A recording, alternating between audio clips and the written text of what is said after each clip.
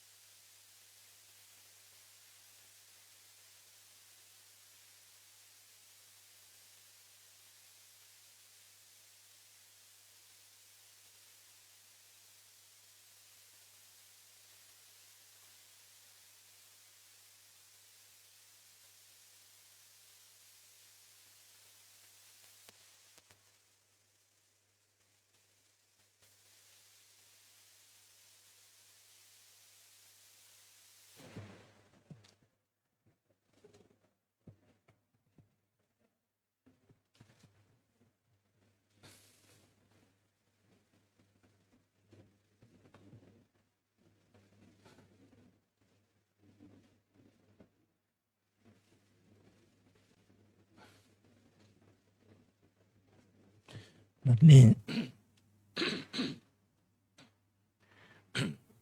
บัดนี้เจ้าคุณอาจารย์เมตตาเดินทางมาถึงมณฑลพิธีศาลาชวนภาวนาอันเป็นสถานที่บำเพ็ญกุศลเป็นที่เรียบร้อยนะครับเชิญชวนทุกท่านได้ประนมมือขึ้นเพื่อถวายการต้อนรับพระเดชพระคุณหลวงพ่อพระภาวนาธรรมาภิรัตน์วิปัสสนาเจ้าคณะอำเภอเมืองเชียงใหม่เจ้าอาวาสวัดลำพึงตะโพธาราม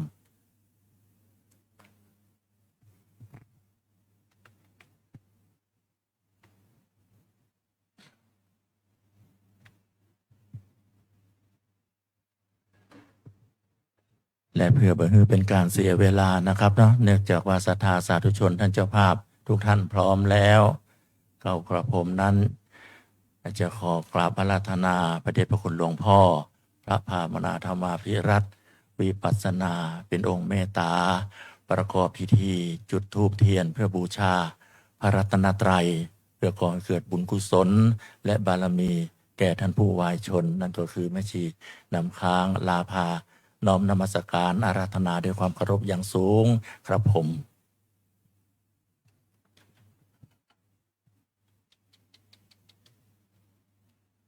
ครับนิมนต์นะครับ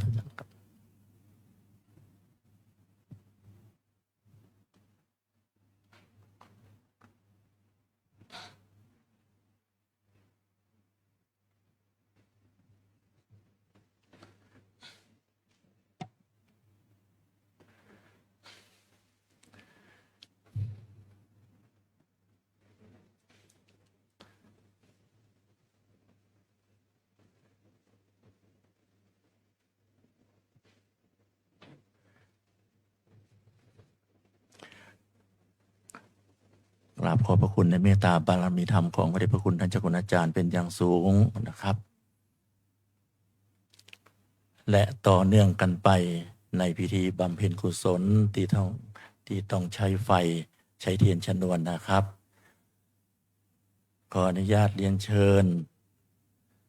คุณพลจริตไวยตัวแทนของท่านเจ้าภาพจุดเทียนส่องธรรมด้านข้างธรรมาสน์ขอเรียนเชิญนะครับผม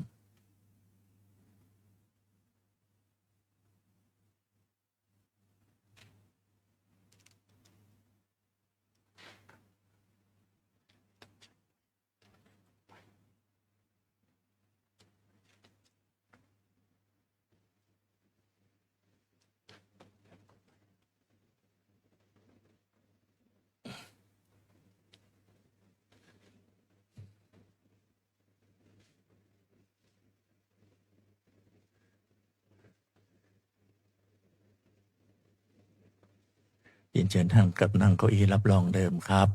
พร้อมกันนี้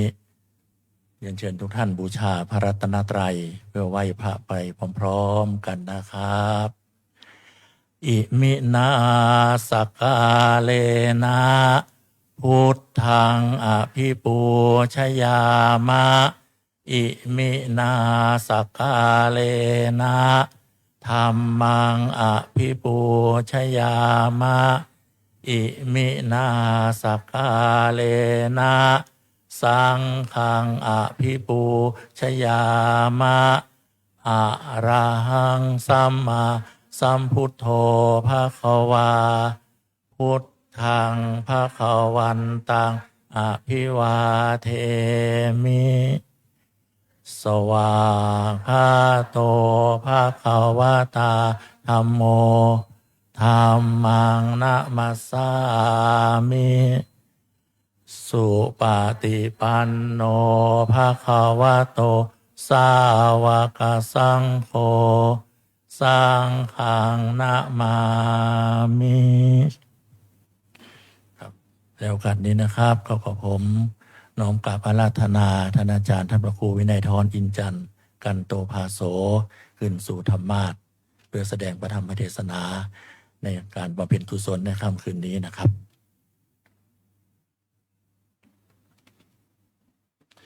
เมื่อองค์เทศองค์แสดงธรรมขึ้นสู่ธรรมาสน์เป็นที่เรียบร้อยขออนุญาตเรียนเชิญนะครับอาจารย์ดร.วิสิทธิ์ล้อธรรมจักรเป็นผู้ประเคนถวายพานเบญจศีลนะครับขอกราบเรียนเชิญนะครับ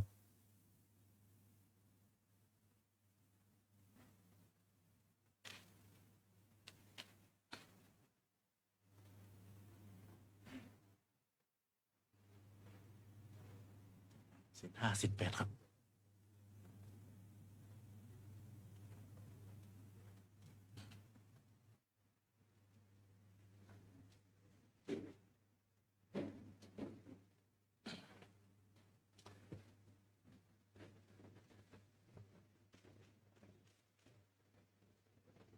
เชิญท่านกลับนั่งที่รับรองเดิมครับเนื่องโดยวันนี้เจ้าภาพเจ้าศรัทธาเป็นนักศึกษาพระอภิธรรมและเป็นผู้ที่อยู่ในเพศฆราวาสวิสัยนะครับวันนี้ขออนุญาตสมทานศีล 5นะครับเนาะ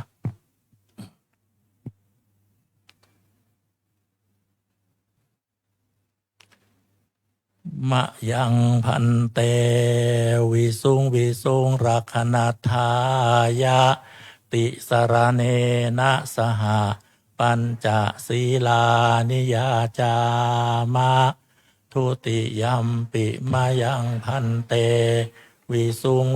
งรักขณทายะติสรเนนะสหปัญจศีลานิยาจามะตติยัมปิมายังพันเตวิสุงรักขณทายะติสรเนนะสหปัญจศีลานิยาจามะนะโมตัสสะภะคะวะโตอะระหะโตสัมมาสัมพุทธัสสะนะโมตัสสะภะคะวะโตอะระหะโตสัมมาสัมพุทธัสสะนะโมตัสสะภะคะวะโตอะระหะโตสัมมาสัมพุทธัสสะนะโมตัสสะภะคะวะโตอะระหะโตสัมมาสัมพุทธัสสะนะโมตัสสะภะคะวะโตอะระหะโตสัมมาสัมพุทธัสสะนะโมตัสสะภะคะวะโตอะระหะโตสัมมาสัมพุทธัสสะพุทธังสารนังคัจฉามิพุทธังสรณังคัจฉามิธัมมังสารนังคัจฉามิธัมมังสรณังคัจฉามิสังฆังสารนังคัจฉามิสังฆังสรณังคัจฉามิทุติยัมปิพุทธังสารนังคัจฉามิทุติยัมปิพุทธังสรณังคัจฉามิทุติยัมปิธัมมังสารนังคัจฉามิทุติยัมปิธัมมังสรณังคัจฉามิทุติยัมปิสังฆังสารนังคัจฉามิ ทุติยัมปิสังฆังสรณังคัจฉามิ ตติยัมปิพุทธังสรณังคัจฉามิ ตติยัมปิพุทธังสรณังคัจฉามิ ตติยัมปิธัมมังสรณังคัจฉามิ ตติยัมปิธัมมังสรณังคัจฉามิ ตติยัมปิสังฆังสรณังคัจฉามิ ตติยัมปิสังฆังสรณังคัจฉามิ ติสรณะคมนังนิธิตัง อามะพันเต ปานาติปาตาเวระมณีสิกขาปะทังสมาธิยามิ ปานาติปาตาเวระมณีสิกขาปะทังสมาธิยามิ อทินนาทานาเว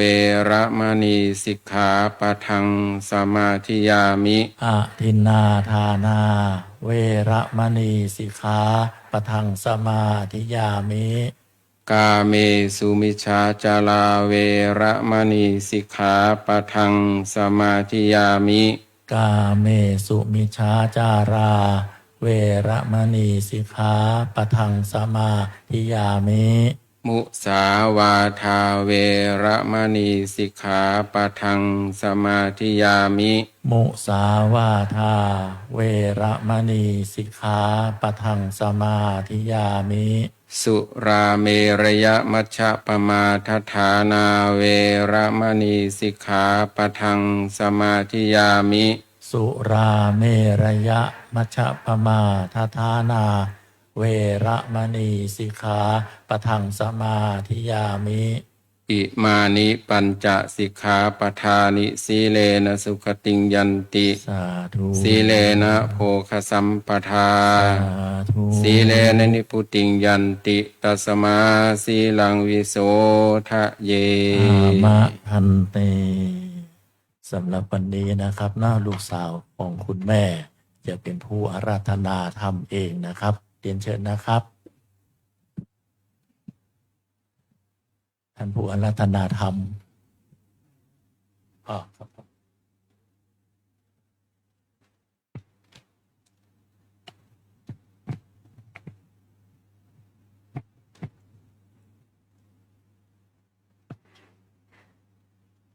พระมาจะโลกาทิปติสหัมปติกาตอัญชลี อันทิวรังอายาจะถาสันติทัสสัตตาปาราชักขชาติกาเทเสตุธัมมังอนุกรรมปิมังปะชัง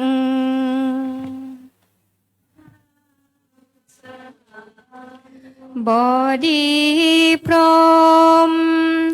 เป็นบรมในพรหม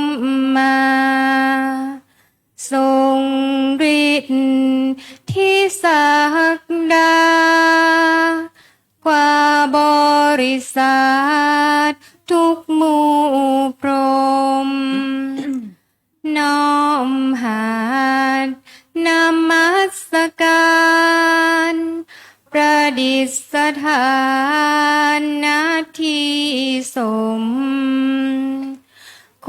วรแล้วจึงบังคมชุลีบาทพระศาสดาขอพรอันประเสริฐวรเลิศมโหฬารปวงสัตว์ในโลกากิเลสน้อยก็ยังมีขอองค์พระจอมปราดสู่ธรรมาสอันรู้จริง โปรดปวงประชานีท่านจงโปรดแสดงธรรมนิมนต์ท่านเจ้าค่ะผู้ปรีชาอันเลิศล้ำโปรดแสดงพระสัทธรรมเทศนาประวาทีเพื่อให้สำเร็จผลแด่ปวงชนบรรดานี้ศพสุขเกษมศรีสมดังเจตนาเทินอาราธนังกโรมา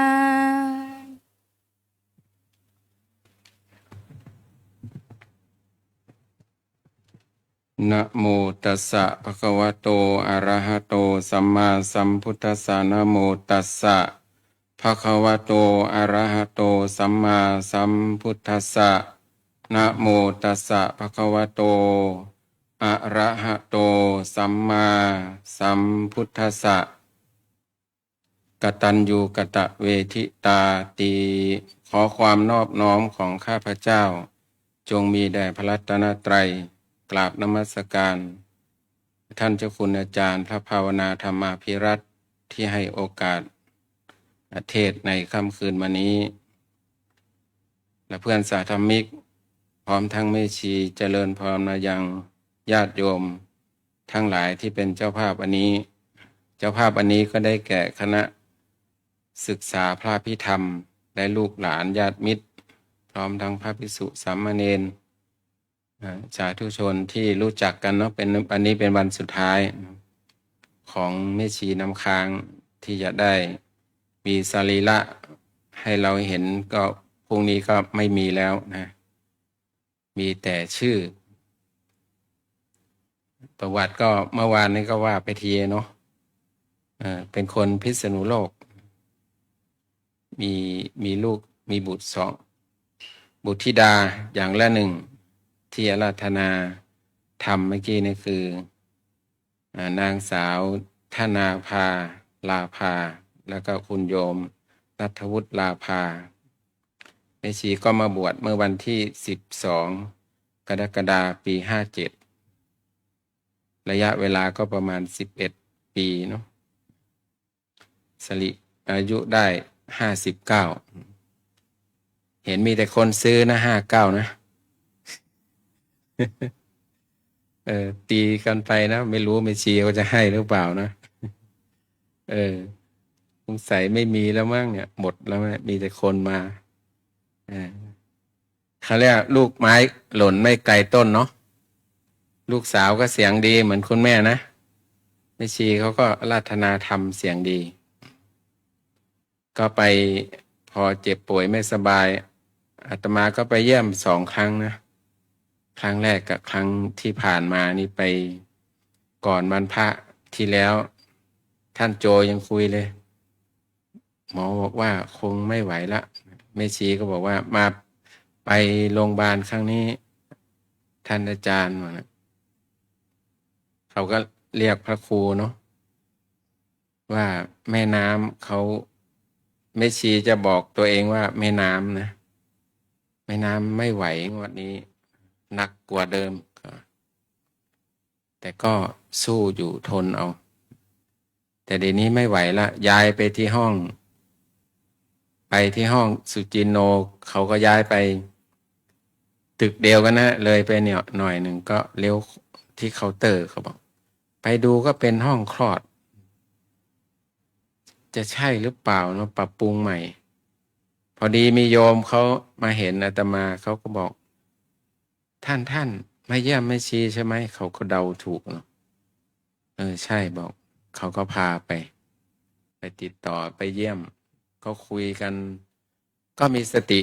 นะมีสติมีกำลังใจดี ลงแล้วแม่ชียังบอกเลยเอาไว้คืนเดียวพอแล้วนะไม่ต้องไว้นานเอาไว้คืนเดียวพอปัจจัยจะได้เอาทำบุญก็บอกว่าแบ่ง3-4 ส่วนทำบุญกับที่วัดแต่ไม่ได้ถามแม่ชีเนาะว่าทำอะไรบ้างแต่แม่ชีก็บอกว่าแม่น้ำสั่งคุณอ้อเรียบร้อยแล้วมีงบ100,000ให้ถวายสังฆทานพระ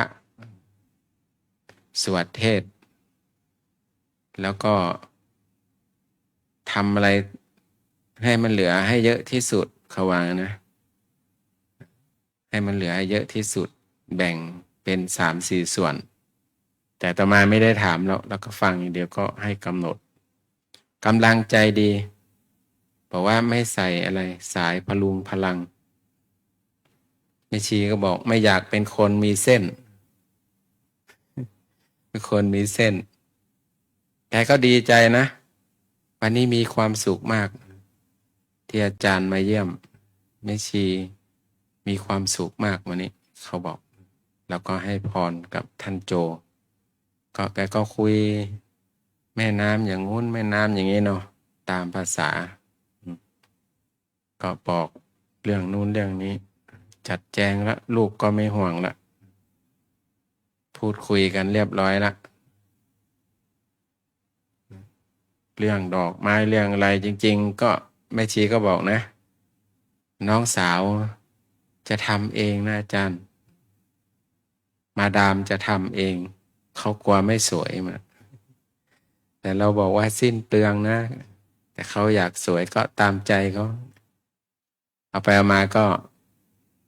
แม่ชีทำเองเนาะให้แม่ชีที่วัดทำถ้าได้แม่ชีก็ดีนะแม่ชีก็บอกว่าให้แม่ชีปุทำก็ได้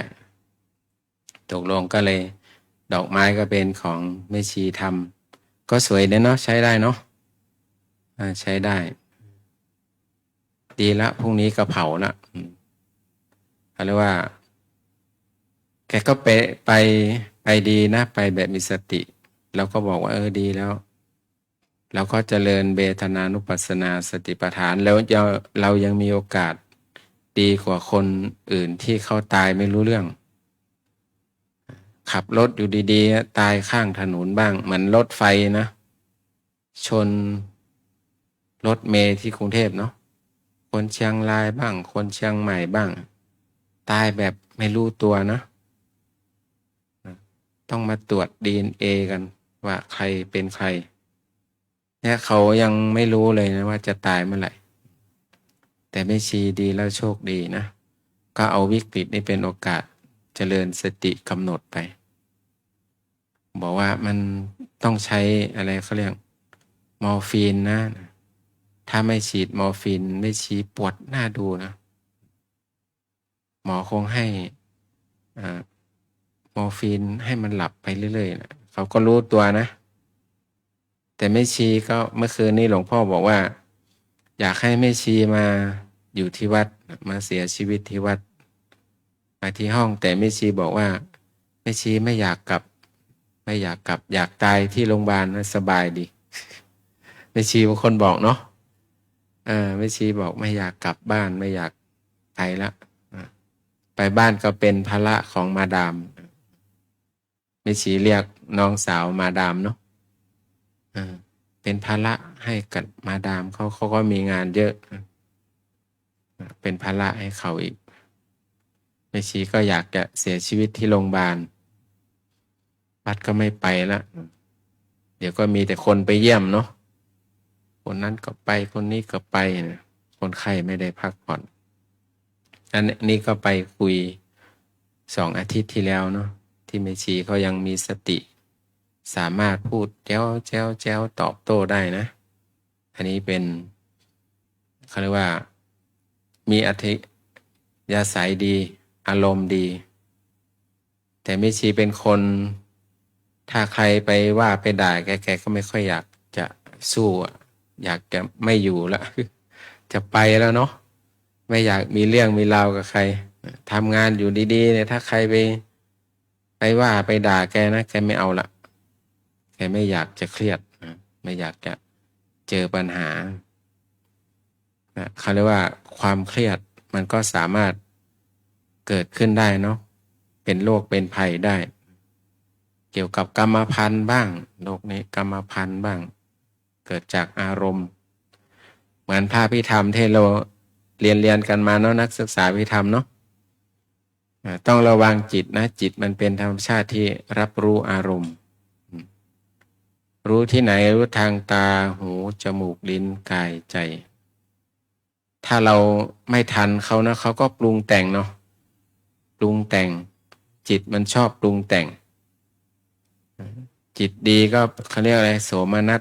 จิตไม่ดีเขาเรียกโทมนัสเป็นกุศลบ้างอกุศลบ้างที่เราเจอทุกวันนี่นะเจอทั้งฝ่ายดีและฝ่ายไม่ดี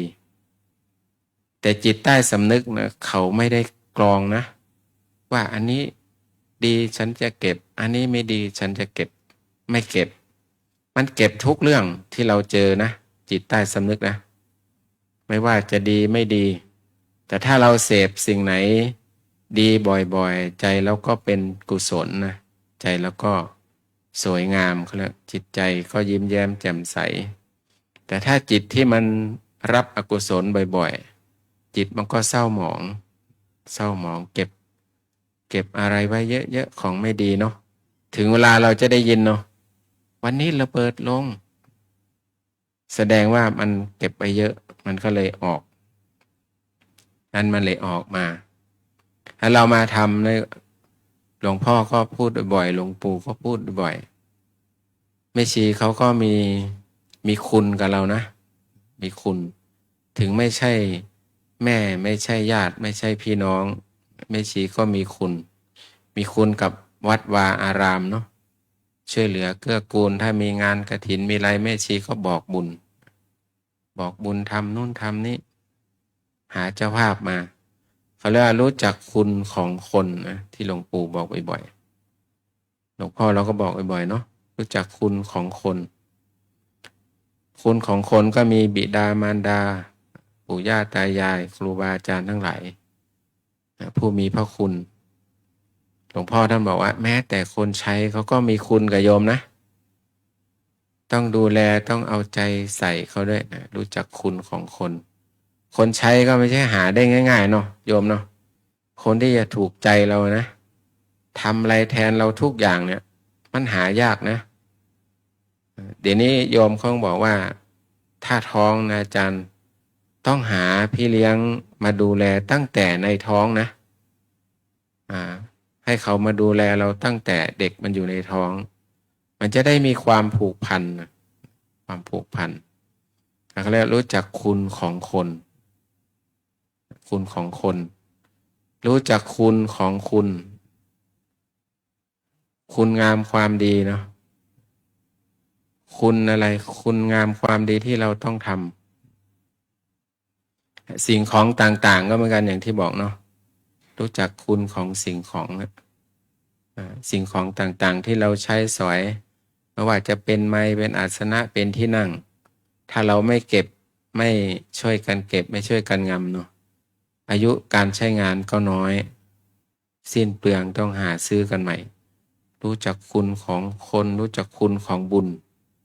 รู้จักคุณของคุณนะที่หลวงปู่พูดบ่อยๆรู้จักคุณของคนรู้จักคุณของบุญเราเกิดมานี่พอเรามีบุญนะมีบุญที่เกิดได้เป็นมนุษย์เนาะแล้วก็ได้พบพระพุทธศาสนาในอภิธรรมโอ้มันเกิดยากนะบางคนก็ไม่สมบูรณ์เนาะเกิดมาแล้วเป็นบ้าใบ้บอดหนวกแต่พวกเรานี่ไม่บ้าใบ้บอดหนวกนะสามารถศึกษาธรรมะได้เรียนรู้ได้สามารถพัฒนาตัวเองได้เนาะอย่ารู้จักคุณของบุญเราเกิดมาเพราะบุญเราดีถ้าบุญไม่ดีไปเกิดที่ไหนเกิดเป็นสัตว์เดรัจฉานเนาะเป็นหมูหมากาไก่ไปเป็นวัวเป็นควายเนาะในตำราเนี่ยท่านก็เปรียบเทียบไว้นะการที่จะเกิดมาเป็นมนุษย์เป็นคนเนี่ยแต่มีคนแย้งอาตมาเนาะอาจารย์คนจะล้นโลกแล้วนะมันเยอะนะเขาบอก เดี๋ยวนี้มันจะขึ้นไปดวงดาวนั่นล่ะไม่มีที่อยู่คนมันก็เยอะเพราะว่าคนนะจิตใจมันยังไม่เป็นมนุษย์นะมนุษย์คือใจประเสริฐแต่ถ้าคนนี่มันยังยุ่งอยู่นะโยมเนาะยังยุ่งอีลุงตุงนังเขาเรียกว่าฆ่าพ่อตีแม่มีข่าวที่ดังๆอยู่เดี๋ยวนี้เนาะพี่ข่มขืนน้องก็ว่ากันไปนะได้ยินข่าวจะได้ไม่ได้ดูอ่านหรอกเพราะมันเป็นเรื่องของเขาไม่ใช่เรื่องเราดูเฉยๆฟังเขาว่าไม่ได้ติดตามอะไรเนาะเป็นเรื่องของเขาแต่มันก็ไม่ใช่มนุษย์เขาเรียกว่ามนุษย์คือใจประเสริฐอันนั้นแหละเขาเรียกว่าคนมันเลยจะล้นโลกนะการจะเกิดเป็นมนุษย์เป็นคนเนี่ยเหมือนเขาโคนะมีสองเขาเนาะแต่ถ้าเป็นสัตว์เดรัจฉานเนี่ยเป็นแมลงเป็นมดอยู่ในบ้านเรานี่เป็นฝูงเนาะเป็นล้านตัวเยอะมากเลยนะเยอะแยะไปหมดเนาะแต่บ้านเรานี่ไม่เกิน4 คนนะโยมนะพ่อแม่ลูกบางคนก็อยู่คนได้ลูกคนเดียวบางคนไม่มีสักคนเนาะไม่มีสักคนไม่มีลูกแต่สัตว์หรือว่าแมลงนี่เต็มบ้านเนาะแมลงเต็มบ้านดังนั้นการเกิดมาเป็นคนเนี่ยมันยากมากดังนั้นเราก็ต้องรู้จักคุณของบุญ3รู้จักคุณของสิ่งของเนาะสิ่งของที่เราใช้สอยอย่างที่ว่าเมื่อกี้นะใช้สอยเขาทั้งมีชีวิตและไม่มีชีวิตเนาะต้องดูแลต้องเอาใจใส่ไม่ใช่ว่าเป็นลูกน้องเราแล้วโขกเอาเนาะเดี๋ยวเขาก็หนีหมดเนาะเขาก็หนีหมดฉะนั้นเราก็ต้องรู้จักคุณของคนด้วยเขาเรียกว่าเราเกิดมาเพราะเรามีบุญเราอยู่เราก็มีคุณไปแล้วก็มีทุนไปนะโยมเนาะอย่างแม่ชีเขาก็มีทุนไปนะพรุ่งนี้ลูกทั้ง2หรือญาติพี่น้องก็ไปส่งแค่ป่าช้าต่างคนต่างกลับแล้วพรุ่งนี้นะพอปิดปุ๊บจุดไฟปุ๊บก็ตัวใครตัวมันแล้วเนาะอีกวันหนึ่งก็ไปเก็บละไอ้สิ่งที่จะตามแม่ชีไปก็คือบุญกับบาปเท่านั้นนะที่แม่ชีได้ทำไว้เองเราก็จะพูดถึงโอ้โหเสียดายนะแม่ชีขยันไปเรียนอภิธรรมเพื่อนอภิธรรมก็คิดถึงเนาะเขาเรียกว่าความดีก็จะต้องมีคนกล่าวถึงนะดีไม่ดีนะเขาก็จะพูดกันเองติดตามไปอย่างอื่นไปไม่ได้เงินทองก็ส่งไปไม่ได้ส่งเราแค่ป่าช้าหมดเลยตัวของเราเองนะเนาะสามารถจะทำทุนทำคุณของเราเนี่ยเราทำคุณแล้วเราก็จะมีทุนไปในที่ไปในภพที่ดีไปที่ชอบอย่างที่บอกว่ามีคนถามนะบอกว่าถ้าตายแล้วไปไหนแต่พระเจ้าไม่ตอบนะโยมนะเพราะว่าปัญหาโลกแตกปัญหาที่ถามแล้วไม่อยู่กับปัจจุบัน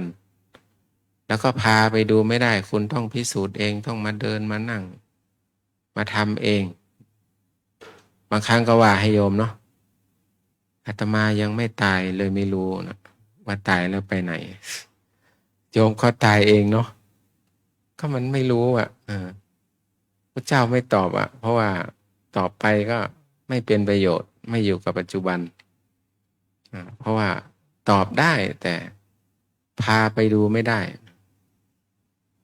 พระพุทธเจ้าจะตอบก็ต่อเมื่อคนนั้นปฏิบัติแล้วสามารถพูดแล้วมองทะลุปุโปร่งเนาะแปลว่าไม่ตอบไม่มีประโยชน์ไม่ต้องถามนะเดินนั่งเนาะจะได้รู้ดังนั้นการเรามากตัญญูกตเวทิตาเนี่ยมาระลึกนึกถึงคุณของแม่ชีเขาก็เป็นเขาเรียกว่าเป็นครูให้เรานะเราจะได้ไม่ประมาท ได้ไม่ประมาทในชีวิตว่ายังแข็งแรงอยู่นะ ยังไม่ตายนะยังไม่เจ็บไม่ป่วยเนาะความเจ็บความป่วยนี่เป็นเรื่องธรรมดา เกิดเท่าไหร่ตายเท่านั้น ในศาลาเนี่ยเนาะนอกศาลานะอีก100 ปีนี่จะเหลือสักกี่คนอาตมาว่าน่าจะไปหมดแล้วเนาะอาตมาก็ไม่อยู่นะ100 ปีหน้าไม่อยู่แล้วเนาะตัวใครตัวมันเนาะแต่เราก็สร้างคุณงามความดีนะการตายไม่มีนิมิตเครื่องหมายเขาเรียกมันต้องตายนะชีวิตไม่เที่ยงความตายเที่ยงที่สุดเป็นโชคอันดีที่เราได้มาพบพระพุทธศาสนานะได้มาพบพระพุทธเจ้าได้มาพบครูบาอาจารย์ที่สั่งสอนเราดีเราก็จะได้ไปแบบมีความสุขเนาะเหมือนไม่ชีน้ำค้างนะไปแบบมีสติรู้ตัวกำหนดเจริญสติกำหนดเวทนานุปัสสนาเขาเรียกว่ามะเร็งมันจะมีสองอย่างนะมะเร็งที่เป็นรูปธรรมเนาะอย่างไม่ชีเขาเป็นมะเร็งเนี่ยมะเร็งลำไส้เนาะหรือมะเร็งที่ไหนมะเร็งคนก็เป็นมะเร็งเต้านมเดี๋ยวคุยเรื่องมะเร็งนิดหนึ่งเนาะเพราะว่าเจอมาหลายเคสนะอย่างน้อยก็2 เคสที่คนใกล้ชิดมีพี่สะใภ้กับมีโยมที่อยู่แถวแม่โจ้เขาก็ไปเขาจับดูเขารู้เนาะว่ามันมีที่เต้านมนะมีก้อนเล็กๆไปหาหมอก็บอกว่าไม่เป็นไรอีก6 เดือนค่อยมาตรวจหรือว่าปีหนึ่งมาตรวจพอครบปีครบ6 เดือนไปตรวจมันกลายเป็นเนื้อลายเนาะถ้าโยมเจอนะรีบเอาออกเสียเคยคุยกับโยมหมอเขาไม่ทำนะอาจารย์มันยังไม่เป็นต้องรอให้เป็นล่ะถ้าอยากให้เอาออกนะอาจารย์เราต้องไปหาหมอศัลยกรรมจ้างเขาตัดทิ้งเลยเขาว่าไม่ต้องรอให้มันเป็นนะ2 เคสแล้วนะโยมจำอาตมาไว้เลยตัดทิ้งเลยนะที่เต้านมไม่ต้องไปห่วงมันไม่ต้องรอหมอ6 เดือนปีหนึ่งเจอกับคนใกล้ชิดอาตมานี่แหละพอมันกลายเป็นมะเร็งใครรับผิดชอบเราคีโมอย่างเดียวนะโยมนะจำไว้เลยมันก็มีอยู่คนหนึ่งขอเอ่ยชื่อก็ได้มั้งไม่ชีหมวยเนาะไม่ชีหมวยไม่ที่เขาเรียกทั่วไปก็ไม่ชีถ้ำเสือสมัยก่อนนะแกก็เป็นคนหามเนาะเมื่อ20 กว่าปีที่แล้วนะไม่ชีหมวยเขาก็อยู่ที่วัดเราเนาะไม่รู้เห็นแวบๆมาบ้านไม่ต้อยหรือเปล่าไม่รู้นะยืมชื่อมาเอ่ยหน่อยไม่รู้ผิดหรือเปล่า ฟ้องหมิ่นประมาทไว้ยืมชื่อเป็นเคสที่อาตมาจำได้นะเพราะว่าแม่ชีเขาก็ไปตรวจหมอให้หมอตรวจไม่ใช่ไปตรวจหมอเนาะไม่รู้ว่าไปตรวจหมอหรือหมอตรวจก็ไม่รู้นะเขาเป็นคนพูดเก่งเขามีก้อนอยู่ที่เต้านมเนาะเขาก็ไปคั้นเขย่ามาให้หมอตัดออกนะหมอไม่ยอมตื้อหมอจนหมอตัดลักษณะนั้นพอแกก็ไปนอนโรงพยาบาลไม่กี่วันก็กลับมาตอนนั้นหนานนพรัตน์ยังบวชอยู่ก็หนานนพรัตน์ก็เป็นคนพูดโฉงฉางทำงานให้วัดอยู่ป่าเนาะต่อน้ำต่ออะไรทั่ววัดเป็นจิตอาสาให้วัดก็สนิทกับแม่ชีกับทุกคนโดยเฉพาะแม่ชีหมวยก็คุยกันแม่ชีหมวยก็ไปผ่าตัดมาบอกว่าเนี่ยแม่ชีเอานมออกไปแล้วข้างหนึ่งพระบอกนานนพรัตน์ตอนเราเป็นพระไม่เชื่อไปทำไมเอาออกทำไมก็มันเป็นก้อนไม่เชื่อใช่ไหมเปิดให้ดูพระร้องเสียงหวนเลยนะแค่จะเปิดให้ดูเปิดให้พระดูว่าไม่เชื่อเขาจะเปิดให้ดูตอนนี้แม่ชีก็ยังอยู่นะผ่านมาเป็น20 กว่าปีแล้วไม่เห็นแม่ชีเขาเป็นอะไรไม่เป็นอ่อนๆแอดๆนะแข็งแรงเราก็ว่าเข้าท่าแม่ชีตัดสินใจถูกแล้วที่ไม่ต้องเชื่อหมอตัดเลยนะ อย่าถ้าเจอก็ลองถามดูนะอย่างที่อาตมาเล่ารู้เปล่าเนาะที่ต้นสักนี่แหละมิชีหมวยเขาเปิดให้พระดูนะร้องเสียงหวนเลยเนาะอันนี้เอาเขามาคุยหน่อยนะคงไม่เป็นไรมั้งนะมิชีหมวยไม่ถือสาความตายเนี่ยมันเป็นปรมัตถธรรมเนาะนักเรียนอภิธรรมเนาะเราต้องตายแน่เนาะไม่เหลือเนาะความตายเที่ยงที่สุดชีวิตของเราเนี่ยมันไม่เที่ยงความตายเที่ยงที่สุดการตายก็มีอยู่ไม่มีนิมิตเครื่องหมายนะเดี๋ยวก็จะลงละท่านวโรจน์บอกว่าอาจารย์ไม่ให้เกิน30 นาทีนะตอนนี้ไม่มีนาฬิกาวางไม่รู้เท่าไหร่ในเมื่อหลวงพ่อให้โอกาสปกติแล้ววันนี้เป็นวันที่หลวงพ่อหรือว่าท่านเจ้าคุณอาจารย์ท่านจะเป็นผู้แสดงธรรมท่านก็ให้โอกาสเรามาแสดงธรรมมาให้ธรรมะก็เป็นโอกาสดีนะขึ้นธรรมะใหม่ๆก็ยังตื่นเต้นอยู่ตื่นเต้นนิดหน่อยบังคับบัญชามันไม่ได้เนาะกำหนดไม่อยู่ก็เรื่องปกตินะแล้วก็รู้ว่าโอ้นานๆมันได้มาเทศอย่างนี้ทีหนึ่งมันก็ตื่นเวทีเหมือนกันงั้นมันต้องเทศบ่อยๆเนาะโยมเนาะต้องเทศขึ้นบ่อยๆต้องเข้าถ้ำบ่อยๆจะได้จับเสือได้เนาะโยมเนาะมันก็จะมีเขาเรียกว่าไม่มีนิมิตเครื่องหมายการตายของคนนะไม่มีนิมิตเครื่องหมายมีอยู่5 ประการเนาะชีวิตตังไม่รู้ว่าชีวิตเราเนี่ยจะมีอายุอยู่นานเท่าไหร่กี่ปีกำหนดกฎเกณฑ์ไม่ได้เมื่อเหมือนพระพุทธเจ้านะว่าจะอยู่เท่านั้นปีอยู่เท่านี้ปีกำหนดไม่ได้ชีวิตของเราเนาะแล้วก็พยาธิคือโรคที่เราจะตายเนาะจะตายด้วยโรคอะไรก็ไม่รู้นะจะโรคอุบัติเหตุโรคมะเร็งเหมือนไม่ชีหรือโรคอะไรก็แล้วแต่เราก็กำหนดกฎเกณฑ์เราไม่ได้เขาเรียกว่าพยาธิคือโรคนะโรคที่ว่ามันจะเกิดกับเราเนี่ยบางคนอาจจะตายเพราะโรคเกิดจากเบาหวานเนาะเบาหวานขึ้นตาบ้างเบาหวานมีแผลที่เท้าบ้างถูกตัดบ้างเนาะเนี่ยตาย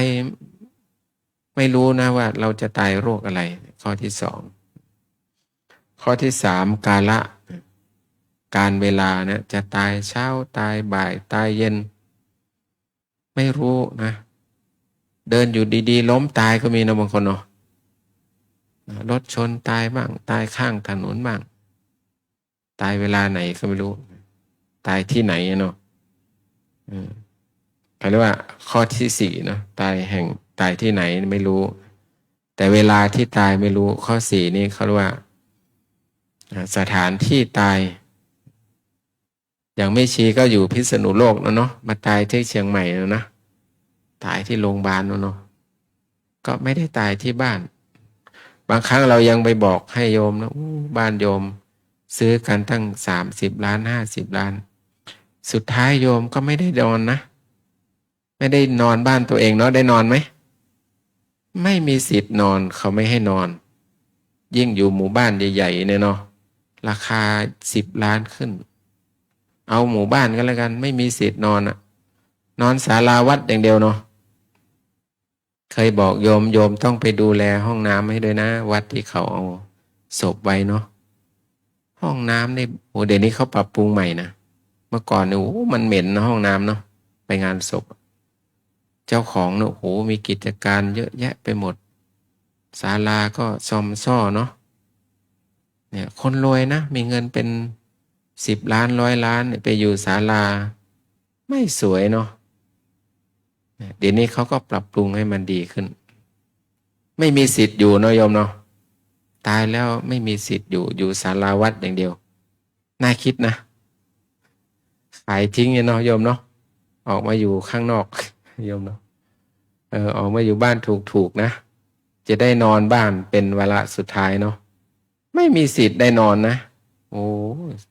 อุตส่าห์ซื้อมาตั้ง20 ล้าน30 ล้านพอตายมาอยู่ศาลาวัดนี่เขาเรียกว่าสถานที่เนาะสถานที่ตายไม่รู้ตายที่ไหนนะตายข้างถนนตายบนอากาศตายบนดินตายในน้ำเนาะไม่รู้ชะตากรรมคติที่ไปเนาะไม่รู้จะไปที่ไหนนะเขาบอกว่าไปที่ชอบตายแล้วเกิดทันทีนะโยมนะโยมไม่ต้องกลัวตายไม่ต้องว่ากลัวแล้วไม่ได้เกิดตายแล้วเกิดทันทีในพิธามบอกตายแล้วเกิดทันทีเกิดในที่ไหนที่4 สถานเนาะเกิดในครรภ์มีคนเป็นต้นเกิดในไข่มีไก่เป็นต้นเกิดในที่น้ำคำมีตัวหนอนยุบยิบนะแล้วก็ผุดเกิดขึ้นมีเทวดาเป็นต้นพวกเทวดาก็เป็นโอปปาติกะมีพระโสดาบันอยู่ในนั้นด้วยนะประเภทที่4นะเขาเรียกว่าประเภทที่1ตายแล้วเกิดทันทีเอาอีกนิดนะเนาะท่านวโรเนาะมันไม่เห็นนาฬิกาวันไหนไม่รู้นู่นนิดหนึ่งไม่เป็นไรไหนก็ไหนแล้วเนาะไม่มีโยมเล่าให้อาตมาฟังนะโยมเขาก็สนิทกันบ้านเพื่อนอยู่ตรงโค้งนี่คนตายบ่อยครับโค้งมันไม่รับรถเนาะบางครั้งเราก็ว่าเหมือนกันนะไม่รู้กรมทางมาหรือเปล่าทำนี่มันไอ้คนส่องถนนน่ะเราดูหน้าตามันจะขับรถเป็นหรือเปล่าไม่รู้มันทำถนนแล้วมันไม่รับรถแต่มาไม่ได้คุยนะสมัยเป็นวัยรุ่นนี่ขับรถไปรอบเดียวรู้เลยว่าโค้งไหนที่มันไม่รับรถนะจำแม่นด้วยโค้งไหนที่มันไม่รับรถแล้วก็ตัดโค้งเนาะขับข้างเดียวนะรู้เลยแหละนะไม่ได้คุยนะนั่งไปกับเขาในกล้องอยู่ตรงไหนเราต้องบอกคนขับรถนะคนขับไม่รู้เรื่องไม่จำมันอะกล้องจับความเร็วนะระวังกล้องไปข้างเดียวเราก็จำได้แล้วเราก็ไปตำหนิเขากันนะไปปรามาสเขาไม่รู้มันขับรถเป็นหรือเปล่าไอ้คนส่องกล้องถนนน่ะมันเด็กๆอยู่เนาะไอ้คนใหญ่ๆคนที่มีประสบการณ์เซ็นแล้วมันก็หนีไปไหนไม่รู้ละ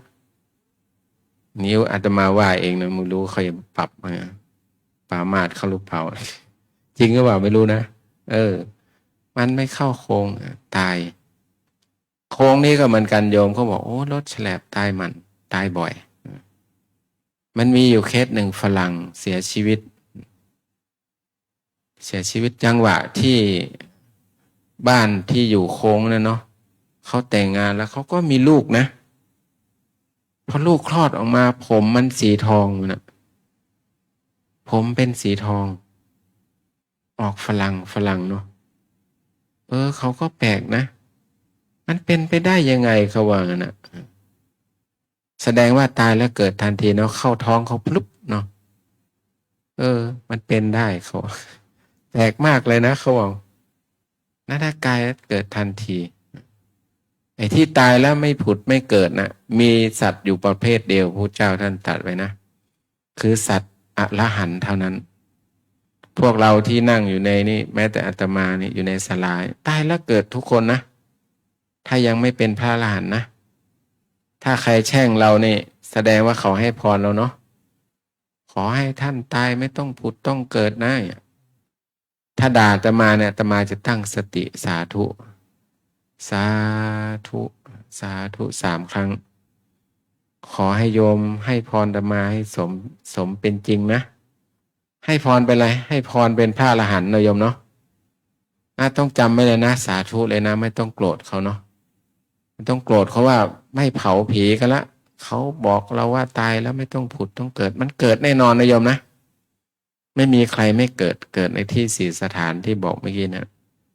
ตายในเกิดในท้องคนเกิดในไข่เกิดในที่น้ำคำไม่เล่าละที่น้ำคำก็มีเหมือนกันนะ โยมเนาะเดี๋ยวพระบอกว่าโอ้เทศนานเมื่อยแข้งเมื่อยขา แต่บางครั้งมันมีโอกาสมันก็ติดลมนะไม่เป็นไรเดี๋ยวเราก็จะได้หลวงพ่อจะได้พาเราประทักศีลไว้เขาเรียกว่าเวียนเทียนเนาะเพราะว่าวันนี้ไม่เป็นวันพระนะท่านโจยังว่าเลยผมสงสัยในใจเหมือนกันนะสงสัยแม่ชีเขาอยากจะอยู่วันโกนวันพระวะนะหมอก็บอก2 วัน 3 วันจะไปละนะเพราะว่าแม่ชีเขาชอบอาราธนาธรรมนะเสียงดีก็เลยเมื่อคืนนี้ก็เลยเปิดเทปแม่ชีเนาะพอก็ได้ยินท่านโจว่าเหมือนกันนะเห็นว่าแม่ชีเขาก็ฝึกให้ลูกสาวไปอาราธนาธรรมให้ฟังที่โรงพยาบาลท่านโจว่าสงสัยลูกสาวแม่ชีเขาจะอาราธนาธรรมนะอาจารย์ก็ไม่เป็นไรก็แล้วแต่ถ้าทำได้ก็ดีก็ทำได้จริงๆเนาะ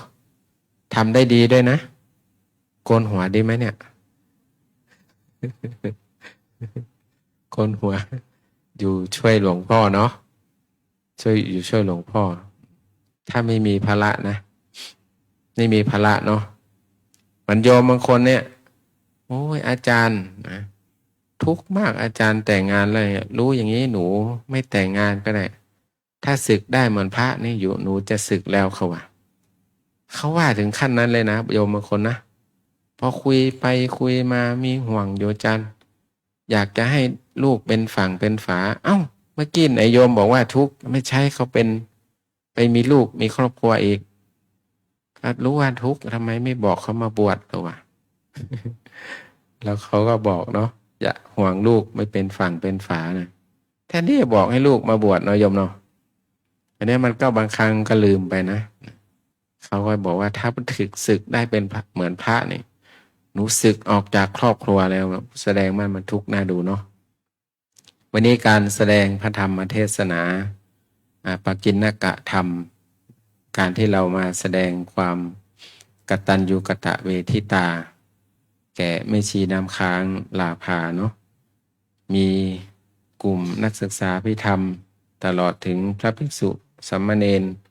แม่ชีโยคีกลุ่มอุโบสถศีลนะเนาะมีป้าแดงเป็นต้นพร้อมทั้งลูกหลานนะได้มาทำบุญทักษิณานุปทานในวันนี้ก็ขอให้ทุกคนมีความสุขความเจริญแล้วก็บุญกุศลใดที่เราได้ทำวันนี้ก็ขอให้อุทิศส่วนบุญส่วนกุศลให้แม่ชีน้ำค้างลาภา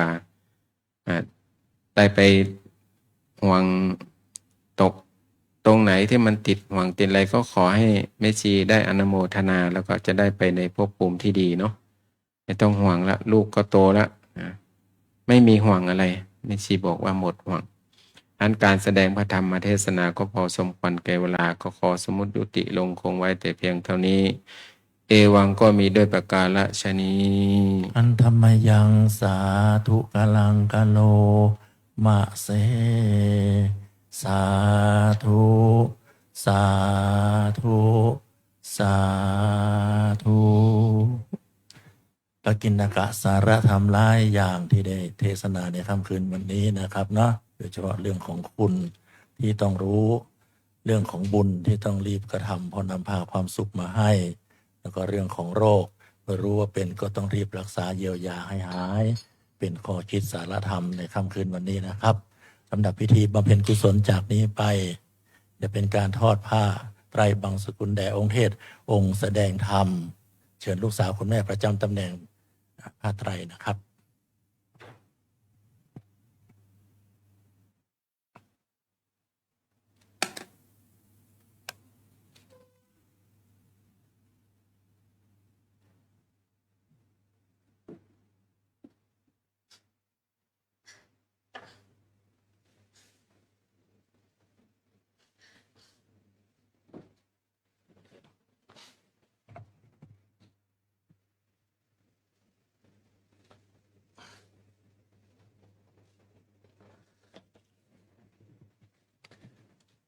สำหรับพิธีทอดผ้าไตรบังสกุลแด่องค์เทศองค์แสดงธรรมวันนี้ขอได้รับเกียรติเรียนเชิญอาจารย์ด็อกเตอร์สุภาพรแสงสีจันทร์ เป็นผู้ให้เกียรติทอดผ้าไตรบังสกุลแด่องค์เทศองค์แสดงธรรมครับ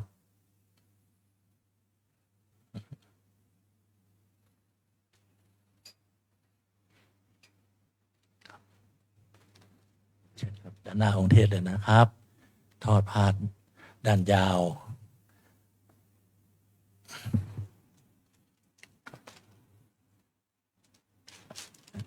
ยาวนะครับเชิญนั่งรอตรงนั้นก่อนก็ได้ครับ รอพระสงฆ์พิจารณา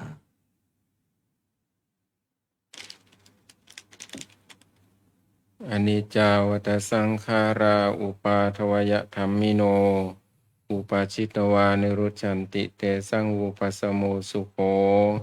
อนิจจาวัฏสังขาราอุปาทวยธัมมิโน อุปาชิตวานิรุจฉันติเตสังอุปัสสโมสุโขอนิจจาวัฏสังขาราอุปาทวยธัมมิโน อุปาชิตวานิรุจฉันติเตสังอุปัสสโมสุโข สาธุสาธุสาธุเชิญกราบพระและกราบนั่งที่รับรองเดิมครับ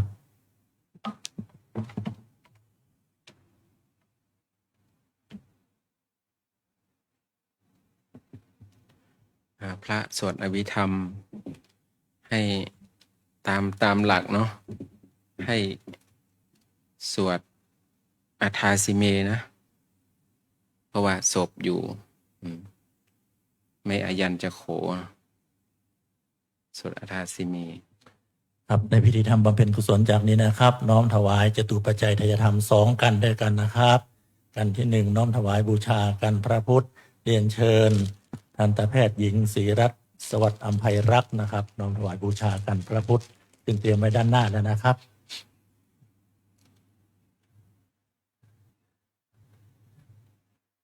ยกถวายแล้ววางไว้ที่เดิมนะครับเดี๋ยวเชิญนั่งรอตรงนั้นเลยนะครับ เพราะว่าจุดน้ำหยาด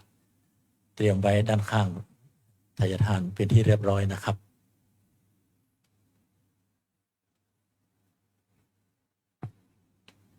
ยกไปเคน เห็นกันพระพุทธ หมู่ ถ ระห วา ว่าย ง พระ ที่ พุทธ เดิม ยกไปเคนที่โต๊ะหมู่ โต๊ะหมู่บู แต่ ชา ที่โต๊ะหมู่วางที่เดิม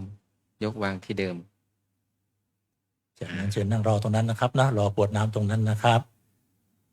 ชุดที่2นะครับน้อมถวายจตุปัจจัยเทธรรมบูชากันเทศนะครับ เชิญอาจารย์ประกรณ์บุตรครับ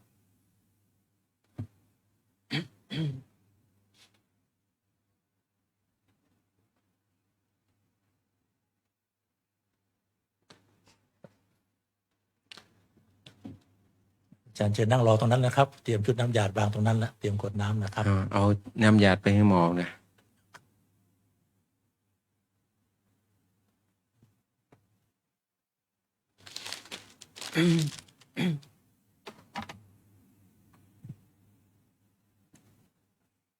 ฉันเตรียมที่ตรวจน้ำ นั่งได้ครับนั่งได้มีตัวตรงนี้ ที่ตรวจน้ำ นี่นั่งได้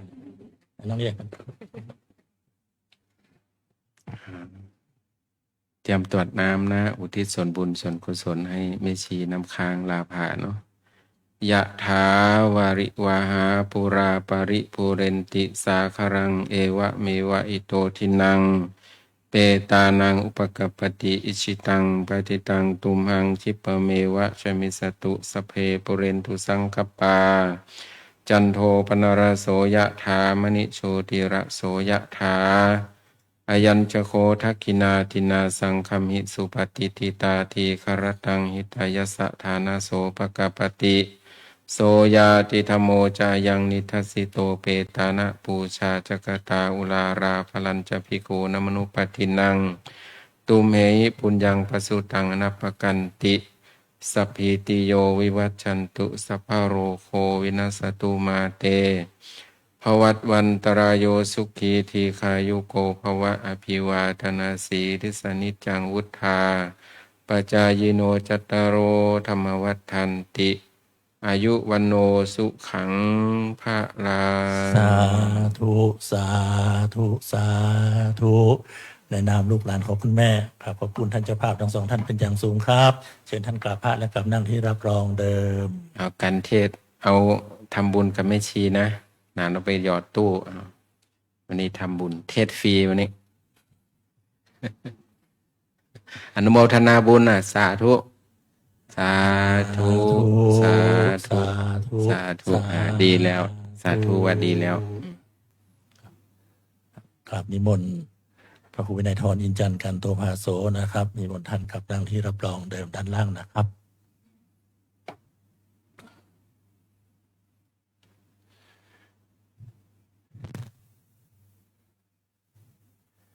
ลำดับพิธีธรรมบำเพ็ญกุศลจากนี้ไปพระสงฆ์จตุรวรรคทั้งสี่รูปเมตตาสวดพระอภิธรรมเจ้าลูกหลานของคุณแม่ขอเรียนเชิญนะครับอาจารย์สุภานีสุพงษ์พัฒนกิจเป็นผู้จุดธูปเทียนบูชาพระอภิธรรมครับ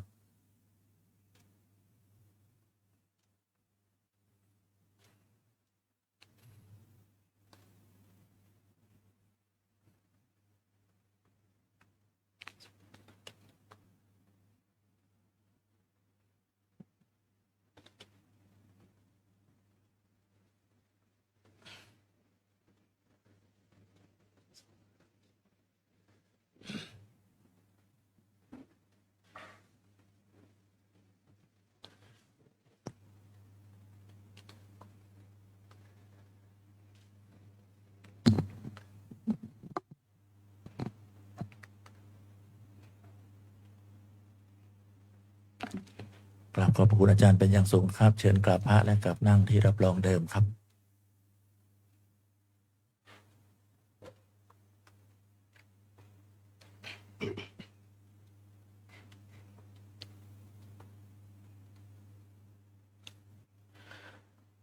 นะโมตัสสะภะคะวะโตอะระหะโตสัมมาสัมพุทธัสสะนะโมตัสสะภะคะวะโต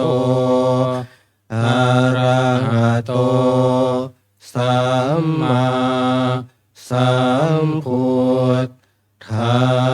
สสะนะโมตัสสะภะคะวะโตอะระหะโตสัมมาสัมพุทธัสสะกุศลธรรมาอกุศลธรรมาอภยกตาธรรมากตเมธรรมากุศลยัสมิงสมเยกามาวจรังกุศลังจิตตังอุปันนังโหติโสมานัสสะสหคตังญาณสัมปยุตตังรูปารัมมนังวาสัทธารัมมนังวาคันธารัมมนังวารสารัมมนังวาโพธาภารัมมนังวาธรรมารัมมนังวายังวาปนาราภตัสสมิงสมเยภัสโสโหติอวิเคโปโหติเยวาปนตัสสมิงสมเยอันเยปิอันทิปติจะสมุปันนาอารูปิโนธัมมาอิเมธัมมากุศลาปัญจขันธารูปขันโท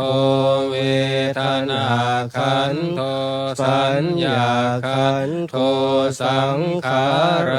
ขันโทวิญญาณขันโทตัทธกตโม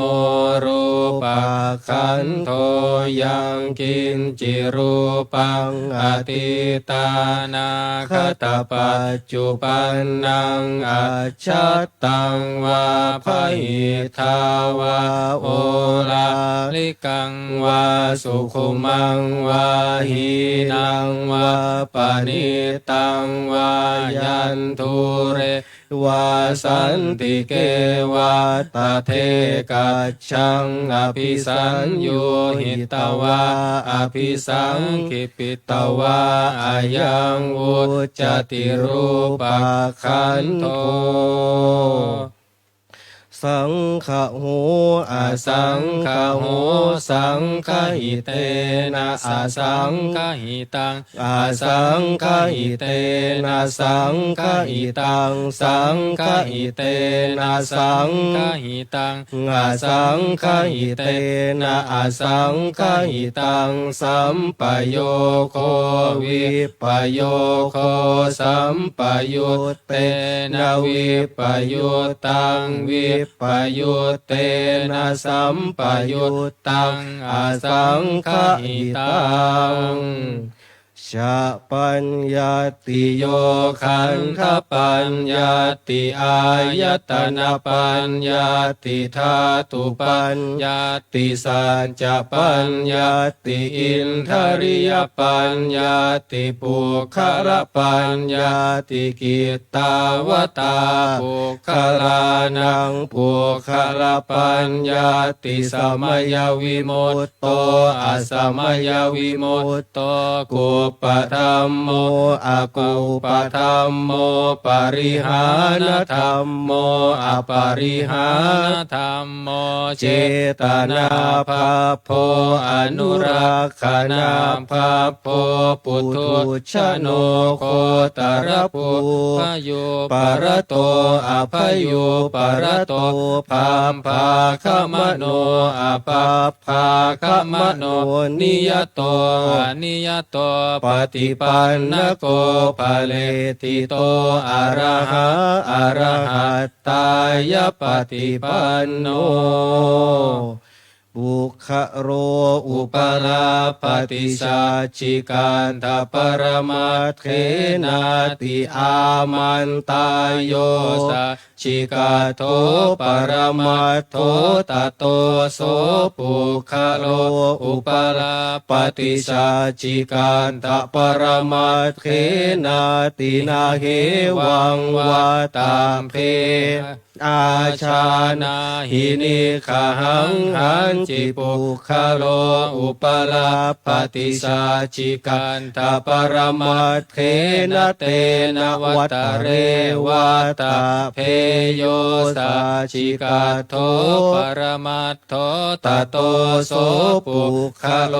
อุปลาปฏิสัจจิกาทปรมัตเถนะติมิจฉาเยเกจิกุสลธรรมะสัพเพเตกุสลมูลาเย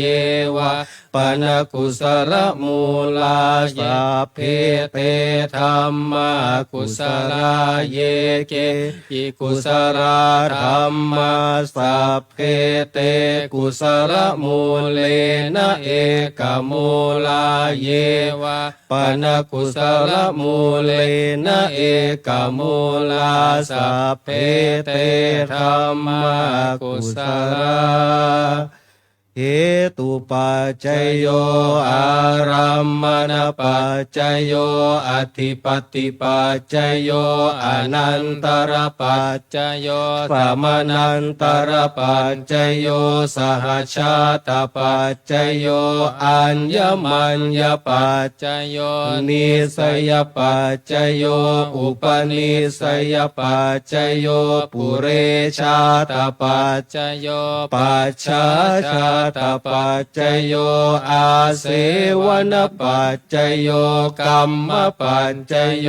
วิปากปัจจยโยอาหารปัจจยโยอินทริยปัจจยโยชานปัจจยโยมัคคปัจจยโยสัมปยุตตปัจจยโยวิปยุตตปัจจยโยอัตถิปัจจยโยนาติปัจจยโยวิคตปัจจยโยอวิคตปัจจยโยสาธุเนื่องจากว่าวันนี้เจ้าคุณอาจารย์เมตตาให้นำผ้าไตรที่จะทอดด้านหน้าพระสงฆ์ไว้ตรงหน้าคุณแม่ ผู้วายชนนะครับ เพื่อให้ผู้ที่ได้รับเชิญรับผ้าไตรได้ทำการเคารพท่านผู้วายชนด้วยนะครับ ก่อนที่จะไปทอดด้านหน้าพระสงฆ์เชิญลูกหลานคุณแม่นะครับ ประจำตำแหน่งมอบผ้าไตรครับผม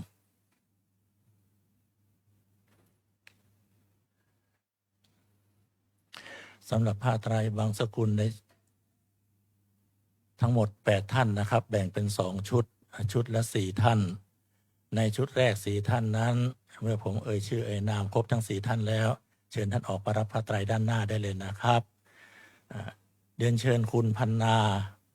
ชุ่มบัวทองเรียนเชิญดร.อัชราพรสนามพลเรียนเชิญคุณจุรีรัตน์ชัยมูลฐานและเรียนเชิญคุณอาวรณ์ฟั่นเฟือนะครับทั้ง4ท่านรับผ้าไตรด้านหน้านะครับ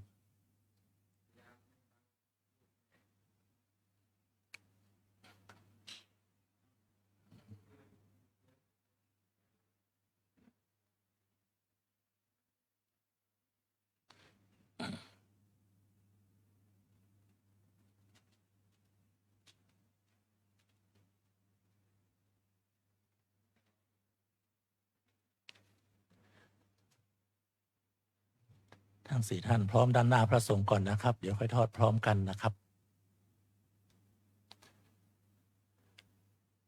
เมื่อพร้อมแล้วเชิญทั้ง4ท่านนะครับ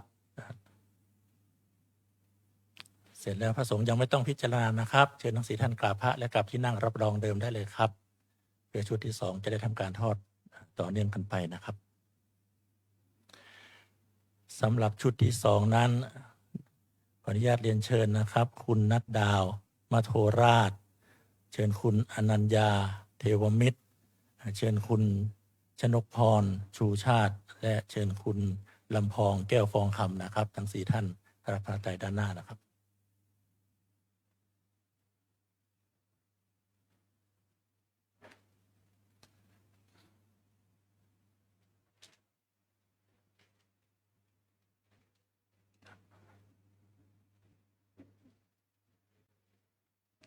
รอพร้อมๆกันนะครับทั้ง4ท่านประจำด้านหน้าพระสงฆ์ก่อนนะครับอีกท่านหนึ่งนะครับ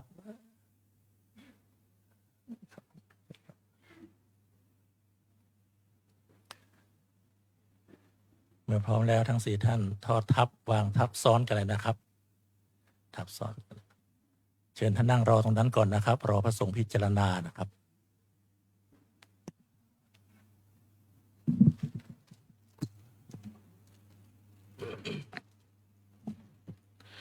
อานิจจาวัตสังขาราอุปาทวยธรรมิโนอุปชิตวานิรุจฉันติเตสังอุปัสสโมสุโขอานิจจาวัตสังขาราอุปาทวยธรรมิโนอุปชิตวานิรุจฉันติเตสังอุปัสสโมสุโขอานิจจาวัตสังขาราอุปาทวยธรรมิโนอุปัชชิตวานิรุจฉันติเตสังอุปัสสโมสุโขสาธุ4ท่านกราบพระแล้วเชิญกับที่นั่งรับรองเดิมนะครับ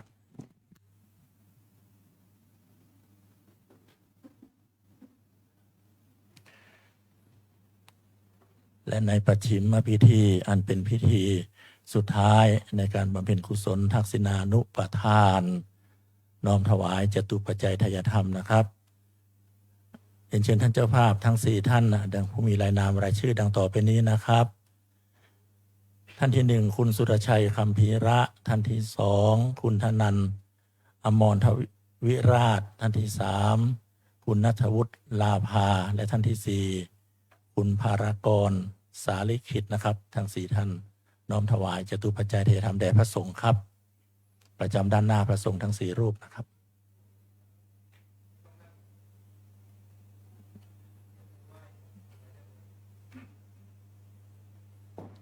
ครับรอพร้อมๆกันทั้ง4ท่านนะครับเพื่อจะได้บันทึกภาพถ่ายรูป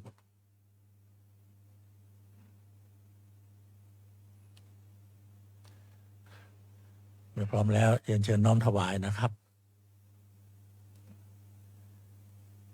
จากนั้นเชิญนั่งรอตรงนั้นเลยนะครับกรวดน้ำรับพร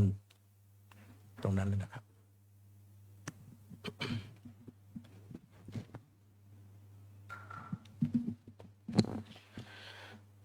ยะถาวาริวหาปุราปริปุเรนติสาคะรังเอวะเมวะอิโตทินังเปตานังอุปกัปปติอิชิตังปะทิตังตุมหังคิปะเมวะสมิชตุสัพเพปุเรนตุสังขปาจันโทปนะระโสยะถามณิโชติระโสยะถา สัพพิติโย วิวาชันตุสัพพะโรโควินาศสัตุมาเตภวัตวันตรายโยสุขีทิขายุโกภวะอภิวาทนาสิริสนิจจังวุธาปจายโนจัตตารโอธรรมาวัฏขันติอายุวันโนสุขังภาลังอัฏฐาสิเมอากาสิเมยาติเมตาสะขาจะเมเปตา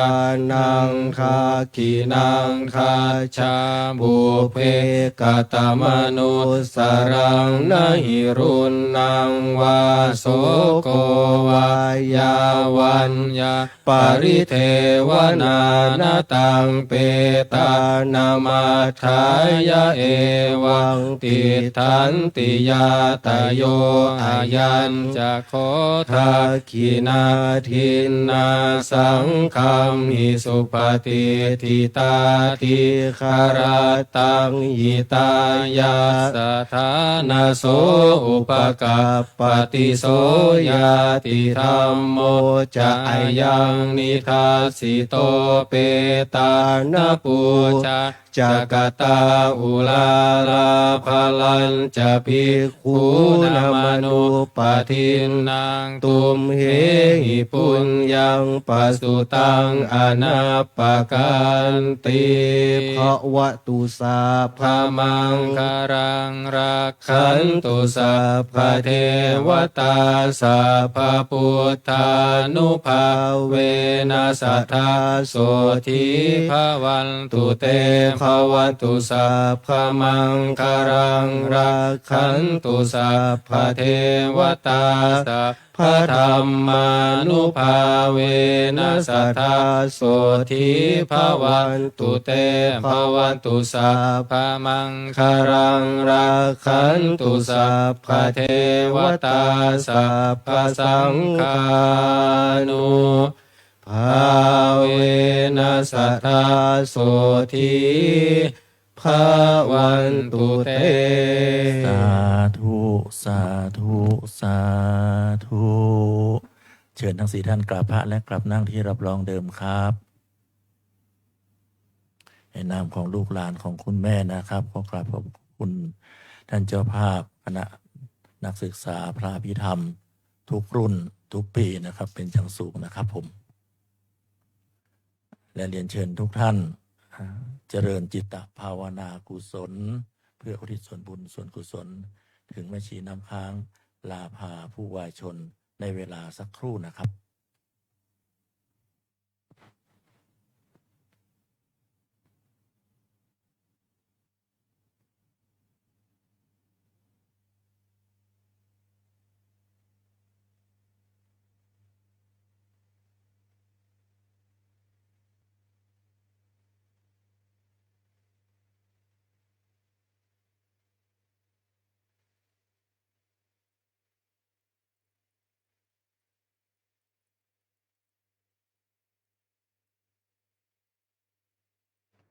สมควรแก่เวลาแผ่เมตตาพร้อมกันอิตังตานากัมมังนิพพานะปัจจายโยโหตุโนนิจจังอิตังศีลากัมมังนิพพานะปัจจายโยโหตุโนนิจจัง อิตังภาวานากัมมังนิพพานะปัจจายโยโหตุโนนิจจังยังกินเจโกสาลังกัตตาพังกัมสัพเพอัมเหกาตังปุญญังโนอานุมทันตุสุนันตุพนโตเยวาอาสามิงฐาเนอาทิคาตาทิคาสัทธาโหนตุสัพพะสัตตาสุขีอัตตานังปาริหารันตุมาตาปิตาสุขิตาโหนตุทุกขาปะมุจจันตุสัพเพยาตากะสุขิตาโหนตุทุกขาปะมุจจันตุสัพเพอายาตากะสุขิตาโหนตุทุกขาปะมุจจันตุสัพเพปิสาสัพเพยัคขาสัพเพเปตาสุขิตาโหนตุทุกขาปะมุจจันตุสัพเพนัคขตาสุขิตาโหนตุทุกขาปะมุจจันตุสัพเพเทวาสุขิตาโหนตุทุกขาปะมุจตุสัพเพอาจาริโยปัจจายาสุขิตาโหนตุทุกขาปะมุจจันตุสัพพะสัมปติโยชามิชันตุโววันตาเมพุทธังสัพพะเมวะโทสังฆามาทาอันเตวันทามิธรรมังสัพพะเมวะโทสังฆามาทาอันเตวันทามิสังฆังสัพพะเมวะโทสังฆามาทามิอันเตวันทามิคารุอุปะอาจาริเยสัพพะเมโทสังฆามาทามิอันเตวันทามิกัมมาฐานังวะโทสังฆามาทามิอันเตวันทามิอารามเมพัทธามายังพระเววะโทสังฆามาทามิอันเตวันทามิเจติยะสัพพังสัพพะฐาเนสุปาติทิตาสาริลาธาตุมหาโพธิพุทธารูปังสักกาลังสัทธานาคาโลเกเทวาโลเกพรหมะเกชัมพูทิเปลังกาทิเปสาริลาธาตุโยเกสะธาตุโยอาลา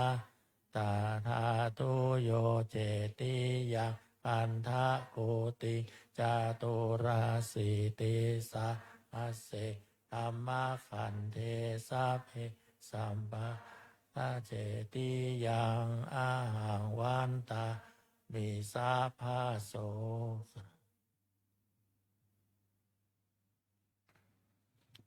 เชิญสาธุชนทุกท่านวันทาน้อยพระเดชพระคุณท่านเจ้าคุณอาจารย์นะครับสาธุวันตาเมพันเตสาพังอาภาตังคามาทาเมพันเตมายาคตังปุญญาสามินาอนุโมตัพพังสามินาคตังปุญทาตาพังสาธุสาธุอนุโมทามิจัตตารโอธรรมาวัฏันติอายุวันโนสุขังพลังสาธุสาธุสาธุในช่วงนี้กลับนิมนต์เจ้าคุณอาจารย์นะครับเมตตาปรารภธรรมเป็นกิจกรรมที่จะทำวันพรุ่งนี้ครับจากนิมนต์ครับวันนี้เป็นวันธรรมสวนะเราจะได้มีการประทักศีลเรียนเทียนบูชาพระรัตนตรัยโดยกิจวัตรนี้ก็เป็นกิจที่เรากันทำมาตลอดทุกวันพระอยู่แล้ว เพราะว่าฝนตกแดดเพราะเราจะต้องทำกิจกรรมเหล่านี้กิจนี้เราเป็นกิจเฉพาะ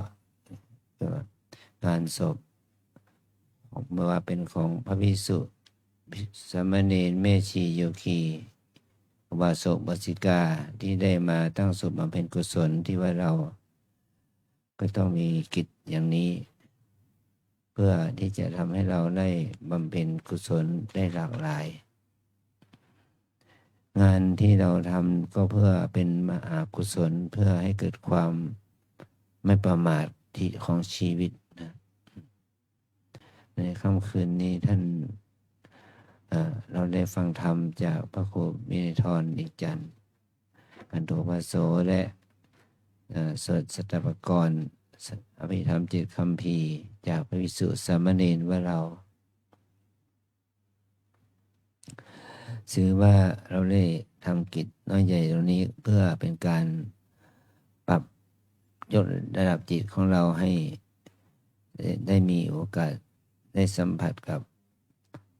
สภาวะธรรมปรมัตถธรรมโดยวันนี้มีคณะครูอาจารย์นักศึกษาอภิธรรมมาเป็นเจ้าภาพหลักรวมไปถึงพี่น้องญาติมิตรพระสงฆ์เรียนเราก็ได้ร่วมบุญกุศลด้วยโดยไม่ว่าเราจะไม่ได้เป็นเจ้าภาพแต่ว่าเรามาในฐานะที่เป็นผู้ที่เรานึกถึงความดีงามที่แม่ชีน้ำค้างลาภาได้กระทำกิจวัตรน้อยใหญ่ที่ดำได้ทำให้ประโยชน์แก่เราแค่ว่าเราไม่ว่าจะเป็นสมณะนักบวชหรือว่าโยคีนักเรียนนักศึกษาทั่วไปกิจเหล่านี้ก็เป็นกิจที่แม่ชีท่านทำมา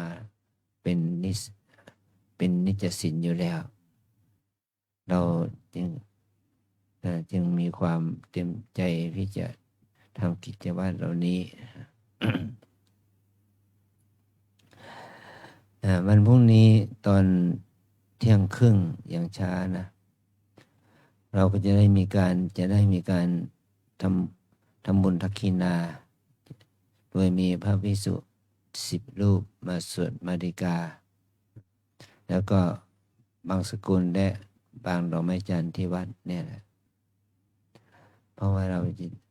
กิจกรรมเหล่านี้เราก็จะทำไปด้วยกันถ้าเรามีเวลาว่างศรัทธาทั้งหลายมีเวลาว่างก็มาเนาะขอกิจกรรมเหล่านี้ก็เราก็ทำเพื่อเป็นการสร้างอุปนิสัยแก่พวกเรานะอาศัยกิจเหล่านี้มาทำเพื่อให้เป็นมหากุศลเป็นบุญเป็นกุศลแก่ผู้ร่วงรับและเป็นบุญเป็นกุศลแก่พวกเราด้วยนี่ขออนุโมทนาขอบคุณที่พวกเราทั้งหลายได้มาร่วมใจกันมาทำกิจนี้ประเดี๋ยวเราไหว้พระแล้วเราจะได้ไปทำพิธีเวียนเทียนกันต่อไปนะ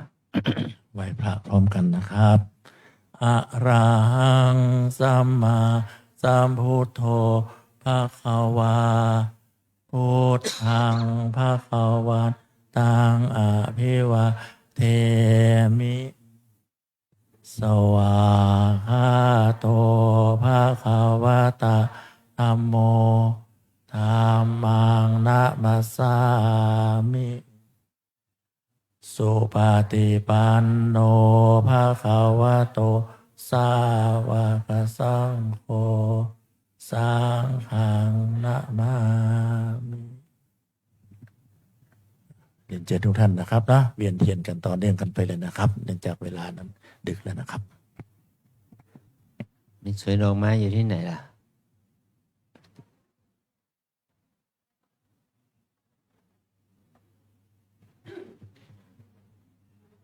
เจ้าหน้าที่โกยดอกไม้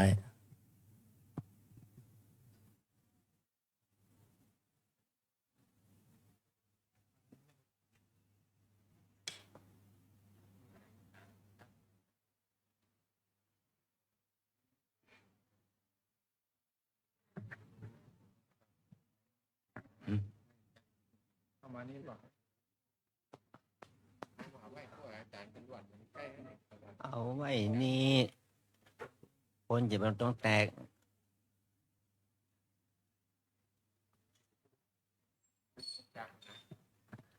เอาดอกไม้มาที่นี่มันต้องแตกกันไปกระจายกันไปทำไมเล่า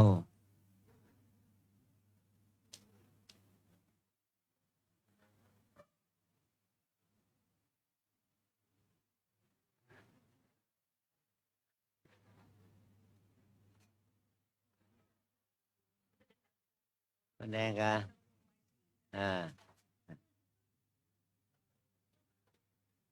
แค่มากันได้บุญแล้ว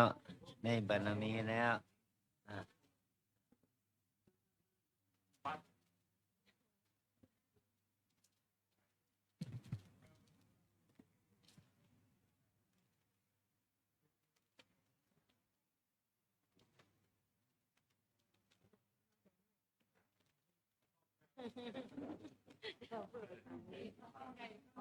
ทำไม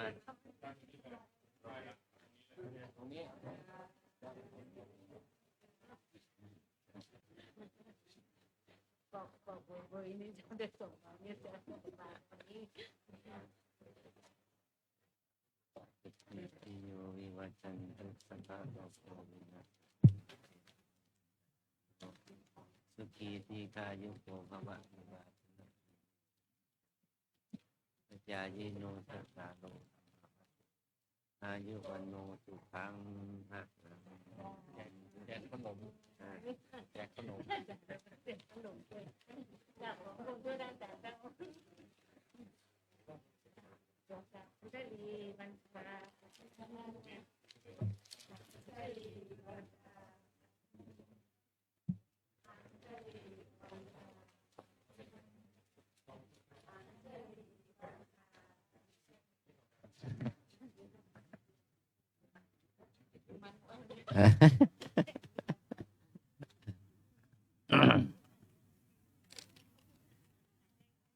มันเป็นยี่ห้ออย่างนี้ล่ะมาจากลงน้ำค่ากันเอาไปหมด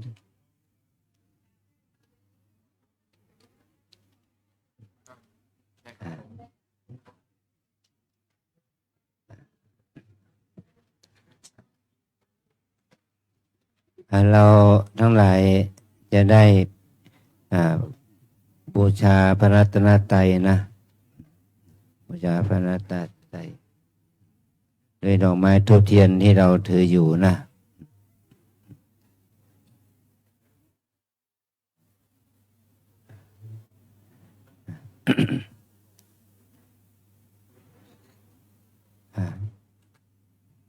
ต่อไปเราจะเข้ามากราบบูชาดอกไม้ธูปเทียนนะยะมัมหะโขมายังยะมังหักโขมายังภะคะวันตังภะคะวันตังสารนังคัตตาสารนังคตาเราเป็นผู้ถึงเราเป็นผู้ถึงพระผู้มีพระภาคเจ้าพระผู้มีพระภาคเจ้าพระองค์ใดพระองค์ใดว่าเป็นสรณะว่าเป็นสรณะโยโนภควาสัทธาโยโนภควาสัทธาพระผู้มีพระภาคเจ้าพระผู้มีพระภาคเจ้าพระองค์ใดพระองค์ใดเป็นศาสดาของเราเป็นศาสดาของเรายัสสจะมายังยัสสจะมายังภควาโตธัมมังภควโตธัมมังโรเจมะโรเจมะและเราชอบใจและเราชอบใจธรรมของพระผู้มีพระภาคเจ้าธรรมของพระผู้มีพระภาคเจ้าพระองค์ใดพระองค์ใดอิเมหิอิเมหิสักการเรหิสักการเรหิ ตังภคะวันตัง ตังภคะวันตัง สะธัมมัง สัทธัมมัง สะสังฆัง สัสังฆัง อภิปูชยามะ อภิปูชยามะ เราตั้งใจบูชา เราตั้งใจบูชา พระผู้มีพระภาคเจ้า พระผู้มีพระภาคเจ้า พระองค์นั้น พระองค์นั้น พร้อมทั้งพระธรรม พร้อมทั้งพระธรร พร้อ ม มทั้งพระสงฆ์ พร้อมทั้งพระสงฆ์ ด้วยเครื่องสักการะทั้งหลายเหล่านี้ ด้วยเครื่องสักการะทั้งหลายเหล่านี้ อะระหังสัมมาสัมพุทโธภควา อะระหังสัมมาสัมพุทโธภะคะวา พุทธังภควันตังอภิวาเทมิ พุทธังภะคะวันตังอภิวาเทมิ สวากขาโตภควตาธัมโม สวากขาโตภะคะวะตาธัมโม ธัมมังนามัสสามิ ธัมมังนัมสสามิ สุปฏิปันโนภควโตสาวกสังโฆ สุปฏิปันโนภะคะวะโตสาวกสังโฆ สังฆังนามามิ สังฆังนามามิ อันธรรมยังพุทธัสสะภควโตปุพพภาคะนมการังกะโรมาเส นะโมตั ตั ส ส สะ สะ ภะ ภะ คะ คะ วะ วะ โต โต อะ อะ ระ ระ หะ หะ โต โต สั สั ม ม มา มา สั สั ม ม พุ พุ ท ท ธั ธั ส ส สะ สะ นะ นะโมตัสสะภะคะวะโตอะระหะโตสัมมาสัมพุทธัสสะนะโมตัสสะภะคะวะโตอะระหะโตสัมมาสัมพุทธัสสะอันธรรมยังพุทธานุสตินยังกะโรมาเส อิติ ปิ ปิ โส โส ภะคะวาอะระหังสัมมาสัมพุทโธวิชชาจารณสัมปันโนสุขโต โลกวิทูอนุต ตโรปุริสธรรมสารทิสัทธาเทวมนุษย์สานังพุทโธภควาติกายเยนะวาจายวะเจตสาวาพุทเทกุกมังปะกตังมยายังพุทโธปฏิคันหาตุอัจจยันตังการันตะเรสังวริตุงวะพุทเทอันธรรมยังธรรมานุสตินยังกะโรมาเส สวา คา คา โต โต ภะคะวะตาธัมโม สั สั น นทิติโกอากาลิโก เอหิปัสสิโก โอปะนายิโก ปัจจัตตังเวทิตาโพวินโยหิติกายเย นาวาจายวะเจตสาวาธัมเมกุกมังปะกตังมะยายังธัมโมปฏิคันหตุอัจจยันตังการันตะเรสังวริตุงวะธัมเม อันธรรมยังสังขานุสตินยังกะโรมาเส สุปฏิปันโนภะคะวะโต สาวกสังโฆ อุชุปฏิปันโนภะคะวะโต สาวกสังโฆ ยายาปฏิปันโนภะคะวะโต สาวกสังโฆ สามีจิปฏิปันโนภะคะวะโต ส งโฆยะทิทังจัตตาริปุริสายุคา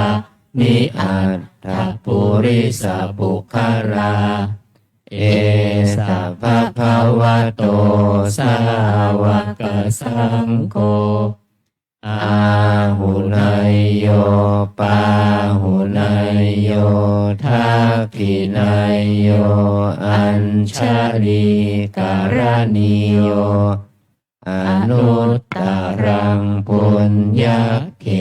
ตังโลกัสสาติกายเยนวาจายวเจตสาวาสังเคกุกัมมังปะกตังมายายังสังโฆปฏิคันหตุอัจจยันตังการันตะเรสังวริตุงวสังเค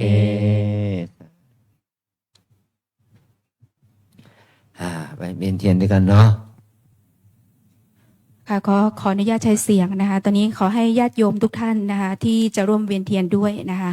เราตั้งแถวอยู่รอบบริเวณ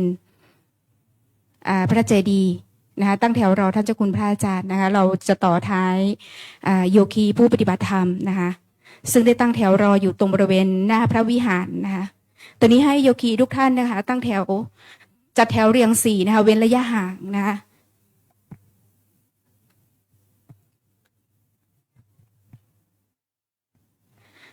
ตอนนี้ให้โยคีทุกท่านตั้งแถวเรียง4เว้นระยะห่าง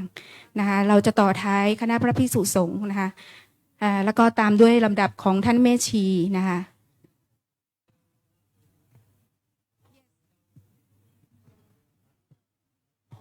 ตอนนี้คณะสงฆ์ได้รอใน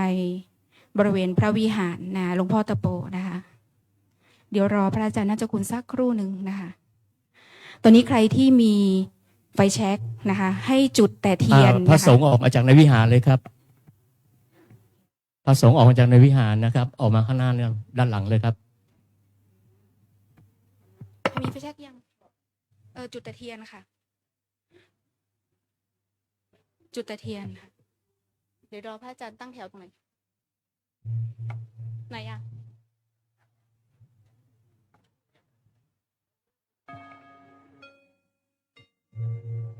จุดเทียนแล้วจุดต่อกันเลยนะครับจุดต่อด้านหลังเลยนะครับโยคีช่วยกันต่อด้านหลังเลยนะครับจะได้ไม่เสียเวลาสำหรับโยคีท่านใดที่มีเทียนจุดแล้วจุดได้เลยนะครับจะได้ไม่เสียเวลานะครับท่านไหนจุดเทียนแล้วหันหลังต่อจุดให้เพื่อนด้วยนะคะ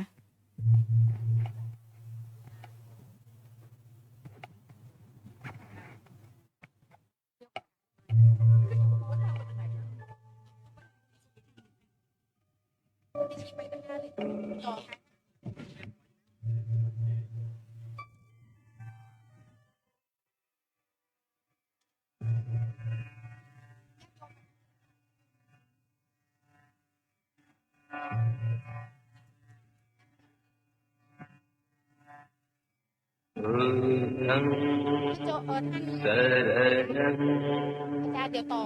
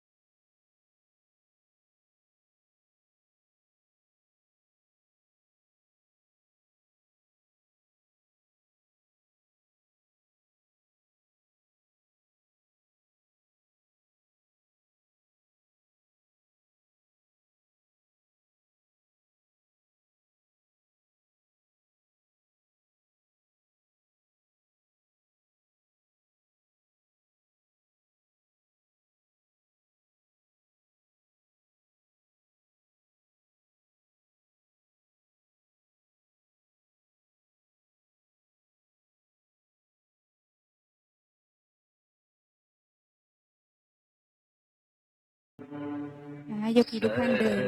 ขึ้นมาด้านหน้าเลยนะคะเดินมาเลยนะแล้วก็ร่วมอธิษฐานจิตนะคะจุดเทียนหน้ารอยพระพุทธบาทกับท่านเจ้าคุณพระอาจารย์นะคะใครมาถึงแล้วให้นั่งลงเลย สำหรับพระภิกษุสงฆ์และโยคีนะครับและสามเณรยังไม่อนุญาตให้กลับเข้าที่พักนะครับพระภิกษุสงฆ์และสามเณรและโยคีชายให้กลับเข้าไปนั่งในวิหารร่วมกันปฏิบัติสักครู่หนึ่งถึงจะอนุญาตให้กลับเข้าที่พักนะครับ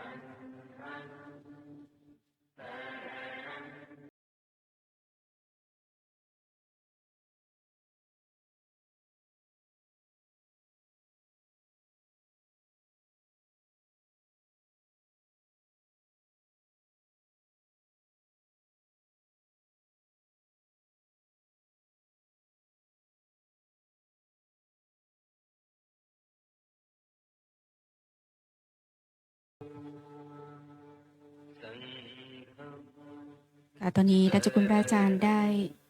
ถวายดอกไม้นะคะจุดเทียนณบริเวณรอยพระพุทธบาทเสร็จไปที่เรียบร้อยนะคะเดี๋ยวให้โยคีแล้วก็ญาติโยมทุกท่านได้อธิษฐานจิตด้วยตนเองนะคะหลังจากนั้นได้เอาดอกไม้วางรอบพระเจดีย์นะคะแล้วก็จุดเทียนตรงบริเวณเชิงเทียนนะคะตอนนี้ให้ทุกท่านอธิษฐานจิตด้วยตนเองนะคะแล้วก็ Ladies and gentlemen, after placing the flowers and candles around the stupa, please go back to your seat. We start with mindful prostration and sitting meditation. 先生、女士们，把花跟蜡烛放在舍利塔旁边过后呢，请回到原位，开始做礼佛禅跟行禅。